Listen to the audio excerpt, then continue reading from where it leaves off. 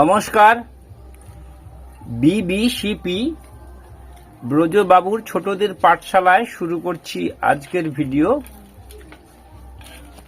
মজারু শিশু শ্রেণী, পৃষ্ঠা নম্বর 28 এবং 29। এই ভিডিওটি শুরু করার জন্য আমি যে সমস্ত বিষয়গুলো নিয়ে আলোচনা করব সেটাকে সুন্দর করে লিখে রেখেছি এবং এই পড়াটাকে আনন্দদায়ক করার জন্য একটি টিএলএম বোর্ড রেডি করেছি। এইটা দিয়ে কিভাবে আমি এই পাঠদানটা করব সেটা একটু দেখাবো শেষের দিকে। আপনারা দয়া করে ভিডিওটি শেষ পর্যন্ত দেখবেন। 28 পৃষ্ঠায় বলা হয়েছে, শিক্ষার্থীরা উপরের ছবিটি লক্ষ্য করবে, ছবিতে কি কি দেখতে পাচ্ছে তা বলবে। এরপর শিক্ষক শিক্ষিকা জীব ও জড়ের ধারণা দেবেন। তারপর শিক্ষার্থীরা জীবের ছবির উপর ঠিক চিহ্ন ও জড়ের ছবির উপর দুটো ঠিক চিহ্ন দেবে। শিক্ষার্থীরা তাদের দেখা আরো অনেক জীব ও জড়ের উদাহরণ শ্রেণীকক্ষে উপস্থাপন করবে।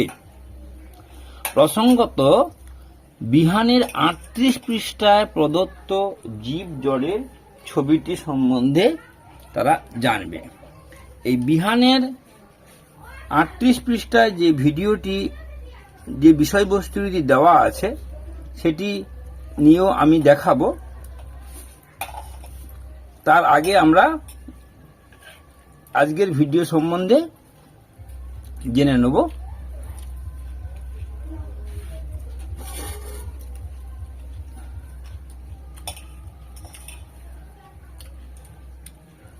এই পড়াটাকে পড়াতে গিয়ে আমি কি কি শেখাবো?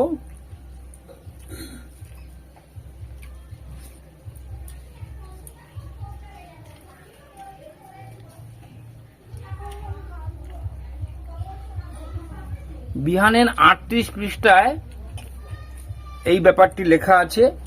জীব ও জড়ের ধারণার জন্য একটি বোতাম এবং একটি ছোলার দানা নিয়ে দুটি টবের মধ্যে রাখবে। দুটোতেই প্রতিদিন জল দেওয়া হবে। বোতাম থেকে কোনো চারা গাছ বেরোবে না বা বোতাম থেকে আবার একটি বোতাম তৈরি হবে না এবং ছোলা থেকে আবার নতুন চারা গাছ হবে। এই খেলার মাধ্যমে ছাত্রছাত্রীরা কি কি শিখবে না, শারীরিক বিকাশ ঘটবে, বৌদ্ধিক বিকাশ ঘটবে, জ্ঞানের বিকাশ ঘটবে এবং নিজের হাতে নিজের কাজ করে দেখার আনন্দ পাবে। এইভাবে তারা নতুন কিছু শিখবে, নান্দনিক বিকাশ ঘটবে।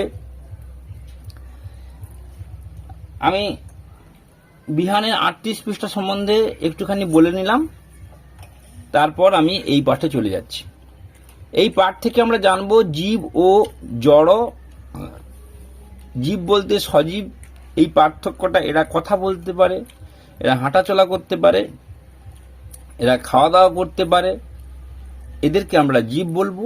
যারা হাঁটাচলা করতে পারে না, খাওয়া দাওয়া করতে পারে না, এক জায়গা থেকে আরেক জায়গায় যেতে পারে না, বংশ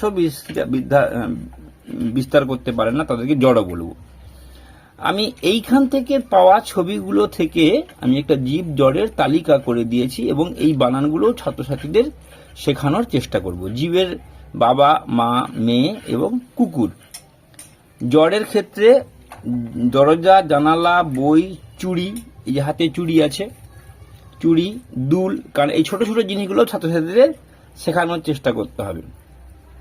চশমা আছে, ঘড়ি আছে, হাতে ঘড়ি আছে, খবরের কাগজ আছে, গ্লাস আছে, কাপ আছে, প্লেট আছে, চেয়ার আছে, টেবিল আছে, কাঁধে ব্যাগ আছে, মাথায় ফিতে আছে, জামা আছে, প্যান্ট আছে, জুতো আছে, শাড়ি আছে। এইগুলো জীব জড়ের পার্থক্য হয়ে গেল। আমরা বানানগুলো শিখে নিলাম এবং যেখানে ঠিক চিহ্ন দেওয়ার একটা ঠিক চিহ্ন দিলাম, যেখানে দুটো ঠিক চিহ্ন দেওয়া দুটো ঠিক চিহ্ন দিলাম। এবং এই পড়াটিকে আনন্দদায়ক করার জন্য আমরা এখানেও দেখে নিতে পারি। এখানে বইয়ের তাক দেওয়া আছে, গ্লাস আছে, নারিকেল আছে, বালতি আছে, আঁচ বা উনুন আছে, জাগ আছে, কড়াই আছে, জুতো আছে, পেন্সিল আছে। আবার এদিকে বেড়াল বাচ্চা আছে, বক আছে, বাঘ আছে, ময়ূর আছে, হাঁস আছে, গাছ আছে, মাকড়সা আছে, খরগোশ আছে, গাছ আছে।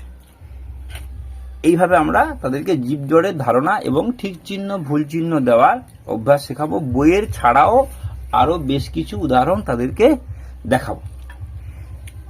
এইভাবে আমরা 28 পৃষ্ঠা শেষ করলাম। এরপর চলে যাচ্ছি 29 পৃষ্ঠা। 29 পৃষ্ঠায় যে ছবিগুলো আছে সেই ছবিগুলোর বানান শেখাবো। এই যে পাখি, বাড়ি, গাছ, মোরগ, শামুক, বেড়া, এই যে শেয়াল, এইরকম করে দেখাবো এবং ছবি আঁকা শেখানোর চেষ্টা করব। সহজ করে কি করে পাখি আঁকা যায়, কি করে মোরগ আঁকা যায়, কি করে শামুক আঁকা যায়, তিন দিয়ে শামুক, তিনটাকে গোল গোল করে ঘুরিয়ে দিয়ে শামুক গাছ আঁকা যায়। দুটি ছবির পার্থক্য শিখবে। এই যে ছবিটা, এই ছবিটা এখানে দুটো পাখি আছে, এখানে একটা পাখি আছে, এখানে একটা কেন্ন আছে, এখানে তিনটে কেন্ন আছে। এইভাবে আমরা দুটি ছবির মধ্যে পার্থক্য খোঁজানোর চেষ্টা করব এখানে। এবং সেই পাশাপাশি ছবিগুলোর বানান তো শিখতেই হবে। যদি সম্ভব হয় অ্যাডভান্স ছাত্রছাত্রীদের জন্য তার ইংরেজি বানানগুলো শেখানোর চেষ্টা করব। এরপর আমি এই যে বোর্ডটা রেডি করেছিলাম সেই বোর্ডটা দিয়ে খোঁজানোর চেষ্টা করব যে কোন ছবিটা এপাশে আছে এপাশে নেই বা দুদিকেই আছে। আমরা এরকম করে একবার সাজিয়ে তাদেরকে খুঁজতে দিতে পারি।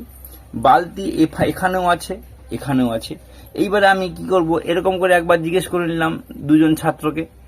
এবার কি করব, এখান থেকে তুলে নিয়ে এপাশে দিয়ে দিলাম, কোনোটা সরিয়ে দিলাম, কোনোটা সরিয়ে দিলাম। এরকম করে কিছু এলোমেলো করে দেওয়ার পর তারপর আবার জিজ্ঞেস করব অন্য ছাত্রকে যে এখানে কোনটা আছে, এখানে কোনটা নেই, এখানে কোনটা আছে, এখানে কোনটা নেই, কোন জিনিসটা দুদিকেই আছে। এবং এইভাবে তাদেরকে যদি আমরা শেখাই তাহলে তারা সহজেই এই পড়াটিকে আনন্দের সঙ্গে শিখতে পারবে। এইভাবে আমি পরবর্তীকালে আরো ভিডিও দেব। আপনারা আমার সঙ্গে থাকবেন এবং ভিডিওগুলো উপভোগ করবেন।